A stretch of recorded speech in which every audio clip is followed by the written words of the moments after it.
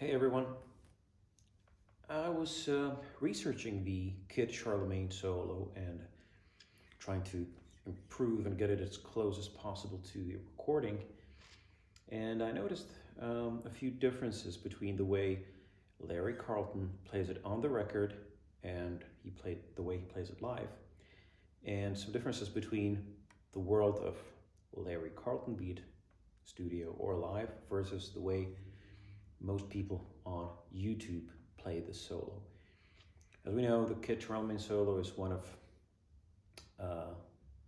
the arguably one of the best solos ever written and committed to a track.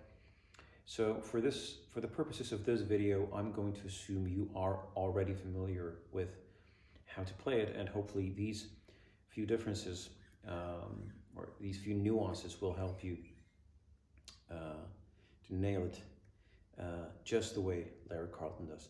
Now, of course, everyone has their way and unique style, and will, of course, try and make the solo their own, as is the case with me.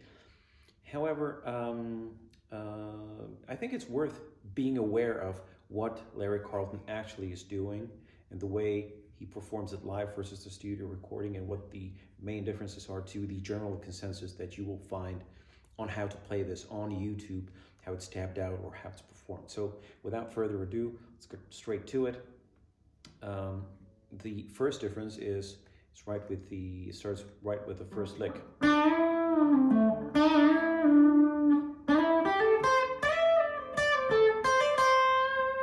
So here's the difference, the first difference. So on the recording, you clearly hear this bend.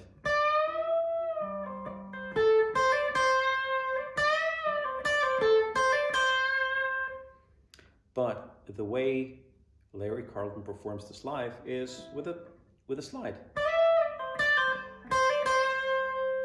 So it's not a major difference, but I mean, you can when you look at the performances of Larry Carlton doing this, he's clearly sliding all the time. Also, on the recording, right with these opening two bends, on the recording it seems almost as if he's going with a pre-bend from the E to the D.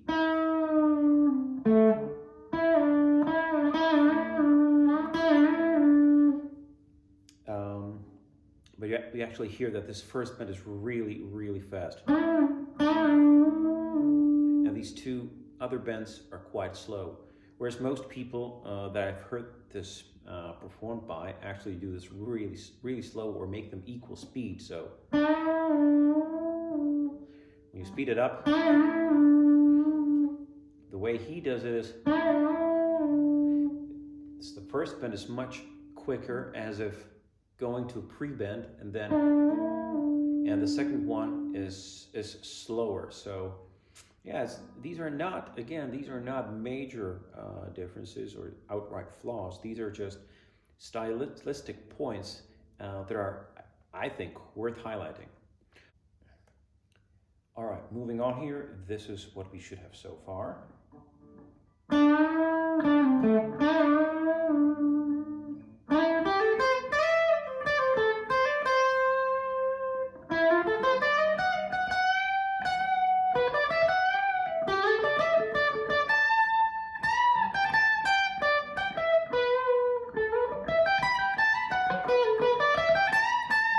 So this is another difference between the record and the way he plays it live.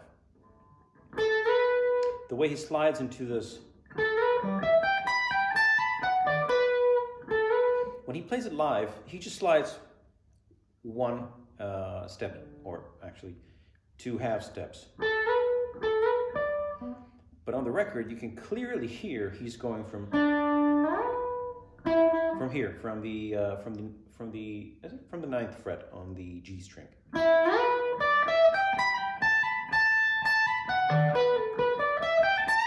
Whereas when he's playing it live, he just slides from here. Sometimes even just a half step slide. So it really depends on, I think, the way he feels, but I'm guessing that sliding it from all the way half across half the neck might be more tricky because, you know, the solo is pretty quick. I mean, you don't have time to slack around there, finding the right spot from which to slide. So, I guess the reason why when he performs it live is it's just efficiency.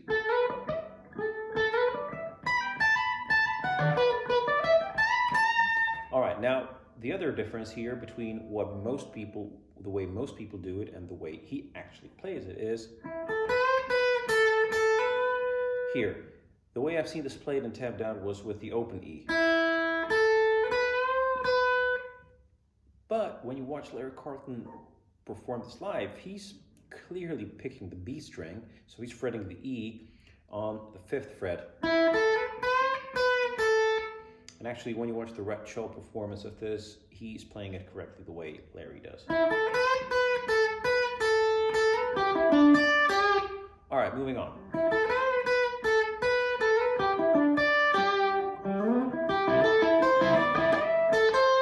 All right, this is quite a big one. Actually, this is the main difference. I was watching out for this, how Larry does the picking on this, because he is picking it, I would say, counterintuitively, because the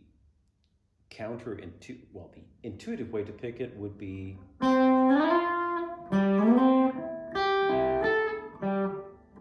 go down, down, up, down, up, down, up, down, up, down.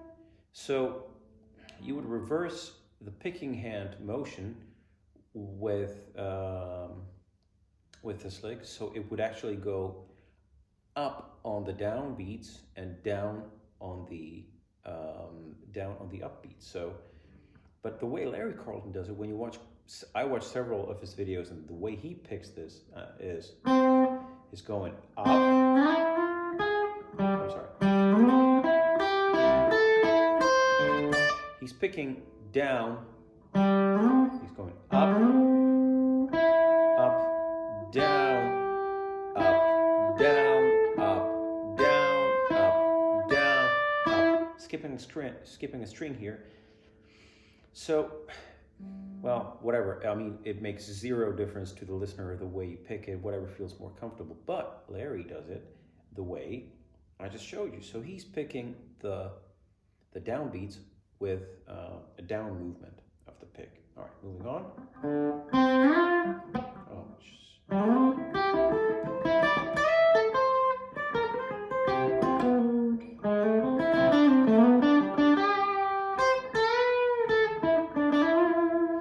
All right. Another difference with this lick, upcoming lick. The way most people have this tapped out and the way they perform it is with the first on 7, rolling over from the D to the G, and the third on the 9.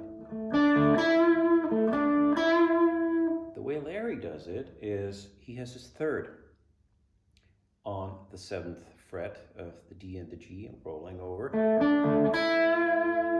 and he's fretting the 5 on the B string. So this is where he's playing the E, which leads again to the last major difference. And this ascending lick. Most people on YouTube, including Red Shawl, play it like this.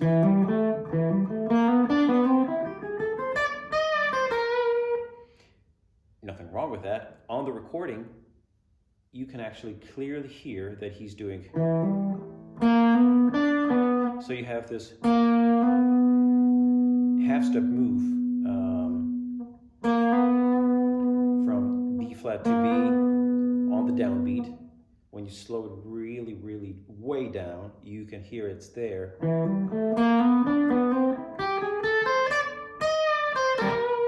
And most people would start the ascending lick on with the, well, it's kind of an E minor pentatonic,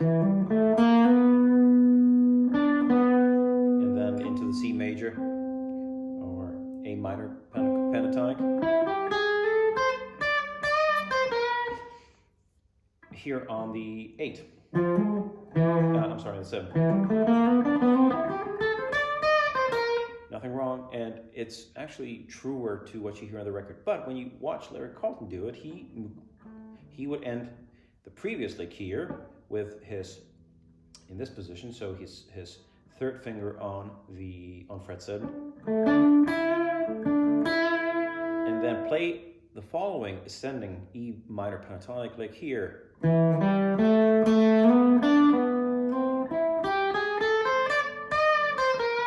So he goes, where are we?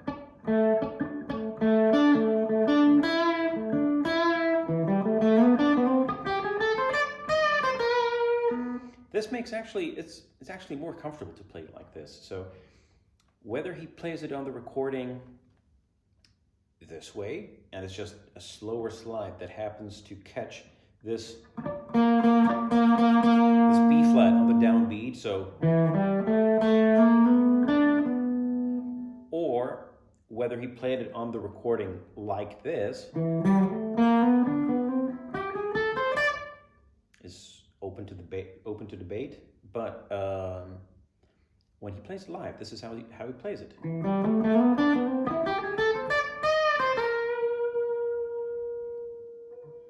Last two major points that I want to highlight is most people play it like this bendy thing, kind of like this. So, and the way it's tabbed out is bend, release, pull off, bend. Yes, but the way it is phrased is pre-bend, release, pull off, wait, bend. So you actually get these notes. When you slow it way down, this is what you hear on the record, and the way he plays it live as well. So you get this bluesy line.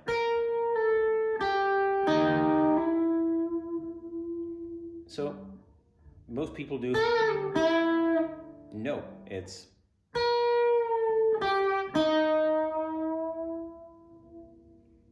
and then the last point is the bend with the tap. So actually the solo ends on a C dominant chord. So this makes sense. You're going from B, which is the dominant 7th or the flat 7, to the 6, to the 5, to the minor 3rd, to the major 3rd. So with these notes, you are describing the dominant 7th chord. And the last lick with the bend and the tap as well. I've seen this played and tabbed out in a number of different ways. So the notes you want to target are the notes that describe the C dominant chord the best, which are E and B. So you're bending from one step below, from the D to E, tap to B.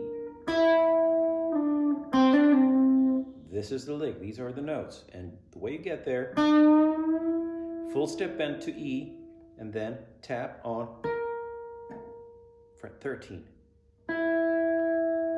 Release bend, pull off. So you need to describe with these notes. I've seen all kinds of weird things. All kinds of different things. Nope. You're bending from fret 7 to fret 8.